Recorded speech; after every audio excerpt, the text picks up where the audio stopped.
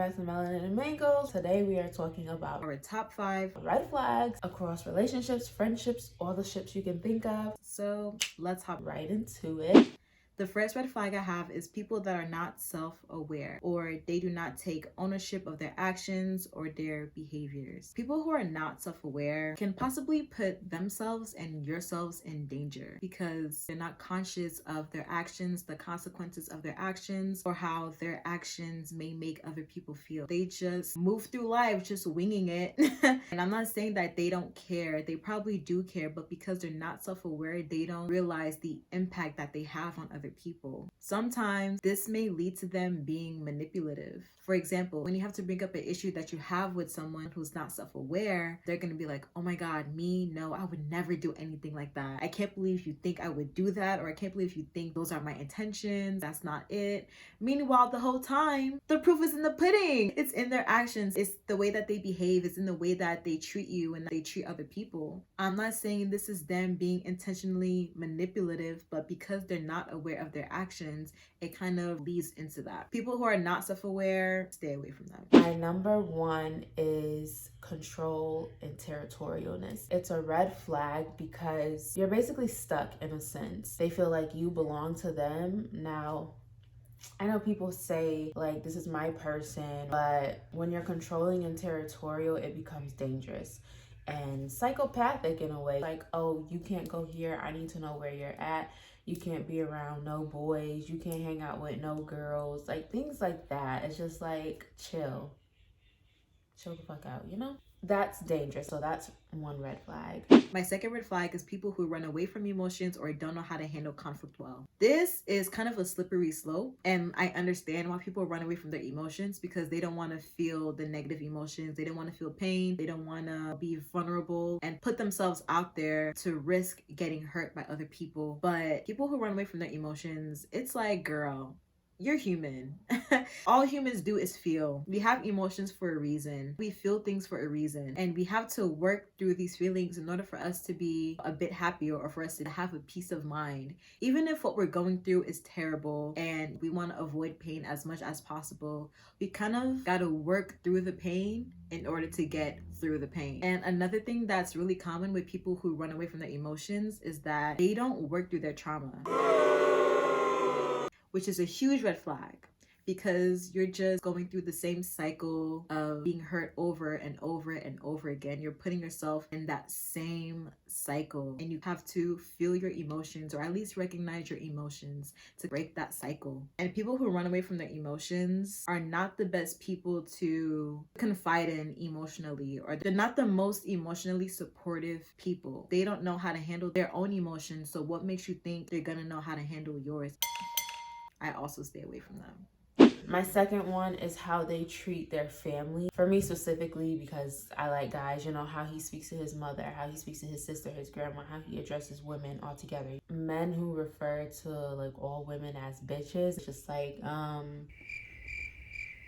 she's a woman, she's a girl. It's how you address your mother, your grandma, your family, women in your life, women around you matters to me, because how do you refer to me when I'm not around? I don't play that shit. Don't be like, oh, this bitch that, this bitch this. Replace bitch with their name. Replace bitch with girl, this woman. I don't.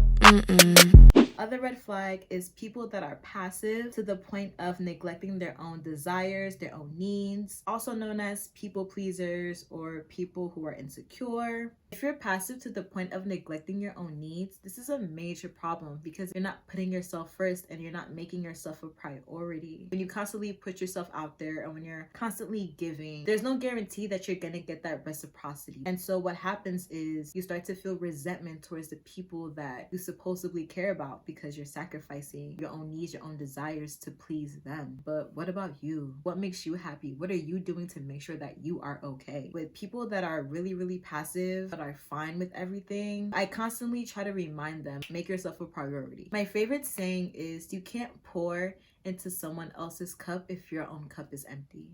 So make sure that you're good. Make sure that, you know, your cup is full, so you'll be able to pour it into others. And whenever your cup is empty, make sure you know how to replenish your own cup, because there's no guarantee that other people are going to replenish your cup for you. Them not having time for you. I feel like a lot of relationships fail if you don't have time for somebody, or if you can't put effort in at all. Which brings me to the fourth one, excuses. They kind of coincide. So if it's always like when you're trying to meet up, or you're supposed to hang out, supposed to go out on a date, whatever it is, and there's always an excuse like, oh, I fell asleep, or oh, I can't do this, or this, that, and the third.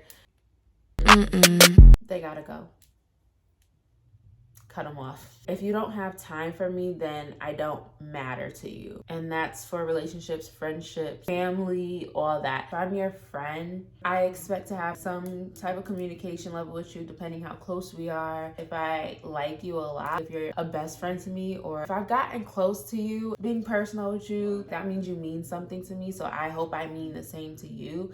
And effort goes both ways, especially in relationships. It's necessary, it's a must. Even if it's not just for like the I don't have time for you. Excuses when it comes to why you did certain things. I don't play any of that. Be upfront with me, be real, be 100. Because best believe, baby, I'm gonna be blunt at all times, whether you like it or not. My other red flag, which kind of relates to the point that I talked about before, is people who don't know how to be alone, or people who don't know what they want or who they are. You don't know if they're building a genuine, authentic connection with you, or if you're just there to keep them company because they don't want to be alone. They're just basically attaching themselves to you because they don't know how to sit with themselves in silence. And that's not fair to the other person as well. Are you even compatible with this person? Are you even good friends? What do y'all have in common? Y'all are just there to satisfy a temporary need, get that instant gratification. It's not fulfilling, it's not satisfying, and it's not long lasting. Definitely get to know yourself separate from other people. And I think that's really important in life, because you were born by yourself, you're probably gonna